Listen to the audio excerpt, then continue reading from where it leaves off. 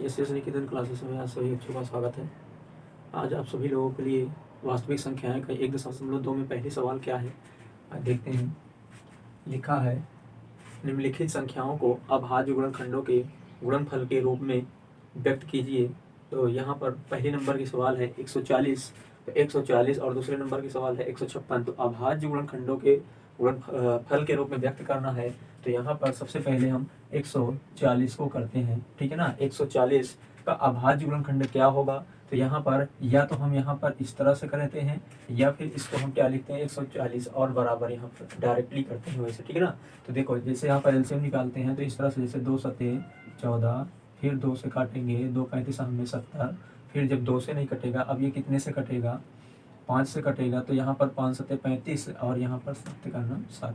तो इस तरह से हम यहाँ पर क्या करते हैं, यहाँ पर लिखते हैं ही 2 गुणे 5 गुणे 7। तो ये था अभाज्य गुणनखंड, ठीक है ना। अब ये 2 बार आया है तो इसे हम क्या लिखेंगे 2 पर 2 और गुणे 5 गुणे 7। तो इस प्रकार से ये अभाज्य गुणनखंड का आंसर होगा। इसी प्रकार 2 नंबर की सवाल है। 2 नंबर की सवाल में क्या कह रहा है 156 का यहाँ पर एलसीएम निकालते हैं या फिर इसके अनुसार चलते हैं। तो यहाँ पर देखो ये रफ कार्य के लिए हम करके दिखा रहे हैं और ये से ही तुम्हें करना है, ठीक है ना। तो यहाँ पर काटेंगे जैसे 2 से तो 2 7 14, एक बचा शेषफल यहाँ पर गया तो 16 हुआ, तो 2 8 16, फिर 2 से काटते हैं तो 2 3 6, फिर यहाँ एक बचा 2 9 18। तो यहाँ 3 से कटेगा तो 3 का नाम 3, 3 3 का नाम। अब ये 13 से कटेगा, 13 का नाम 13। तो यहाँ लिखा जाएगा 2 गुणे 2 गुणे 3 और 13।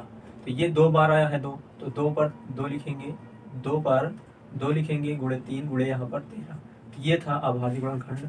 2 नंबर की सवाल इसी में तीसरे नंबर की 3825 लिखा है। 3825 देखो 3825 3 नंबर की सवाल में। तो यहाँ पर गुणनखंड ऐसे ही करेंगे, तो यहाँ लिखेंगे 3825 बराबर।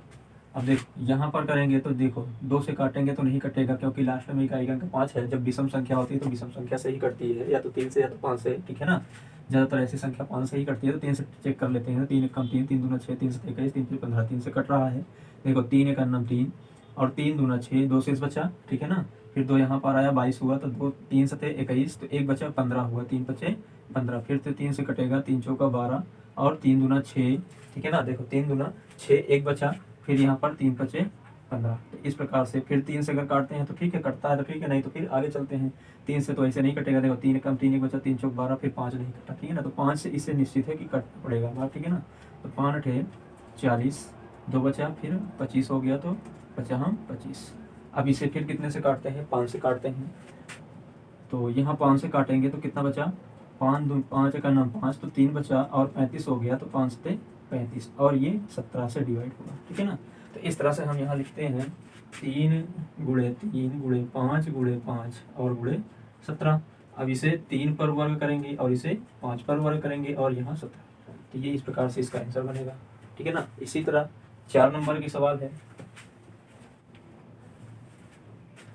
4 नंबर की सवाल आपके सामने है। 4 नंबर की सवाल में क्या कह रहा है 5005, ठीक है ना। तो इसको हम यहाँ पर बराबर लिखते हैं। अब यहाँ रफ कार्य के लिए हम थोड़ी देर के लिए कर लेते हैं। तो इसे हम रफ कार्य के लिए कर रहे हैं। तो यहाँ पर देखो इकाई के अंक में मिलता है 5 है, तो यहाँ 3 से कटेगा या तो 5 से कटेगा।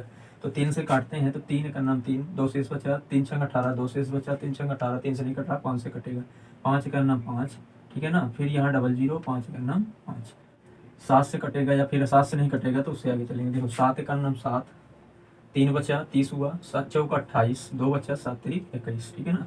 तो 11 से चलते हैं तो ये 11 से डिवाइड हो जाएगा। तो 11 कम 11, 3 बचा, 11 तो यहीं 33, तो ये अब 13 से कट जाएगा, ठीक है ना। तो यहाँ पर हम क्या लिखेंगे 5 गुणे 7 गुणे अब 11 गुणे 13। यहाँ हम रफ कार्य के लिए लिखते हैं, ठीक है ना। तो ये 17 से डिवाइड होगा, तो 17 से इसे डिवाइड करेंगे तो 17 चौका 68, यहाँ पर 68 घटा देंगे। देखो 74 में अगर 68 घटा देते हैं तो कितना बचता है 6 बचा, और 6 यहाँ पर आ गया, 2 आ गया तो 62 हो गया, 17 3 51, ठीक है ना। 17 तिरिक 51, तो 51 घटाते हैं तो यहाँ पर कितना बचा, एक बचा, फिर एक बचा, 11 तो 19 हो गया। अब 17 के पहाड़ में 19 तो आता ही है, 17 छक्का 102, तो 17 सत्ते 119, 17 सत्ते 119। तो फिर अब देखते हैं ये कितने से कट रहा है, तो लास्ट में इकाई अंक 7 है, तो ये क्या कटेगा, 17 से तो नहीं कटेगा, अब इसे 19 से काटेंगे, आगे संख्या कैसे काटेंगे, तो 19 से चेक करेंगे, तो 19 दूना 38, ठीक है ना, 19 दूना 38, तो 43 में हम 38 को घटाते हैं तो यहाँ पर 13 में से 8 जाता है, तो कितना बचा, 5। अब यहाँ पर कितना हुआ, 7 उतर के आ जाएगा सामने, ठीक है ना। तो सन 19, 19 तिरिक 57, 19 तिरिक 57, तो ये 57 कट जाएगा। तो अब यहाँ पर कितने से कट रहा है, 23 से स्वयं कट रहा है। तो इस प्रकार से हम इसे गुणनखंड काटते हैं, और यहाँ 17 गुणे 19 गुणे 13, तो ये हमारा क्या बन जाता है, आंसर बन जाता है, ठीक है ना। अब इसी प्रकार 2 नंबर के सवाल है।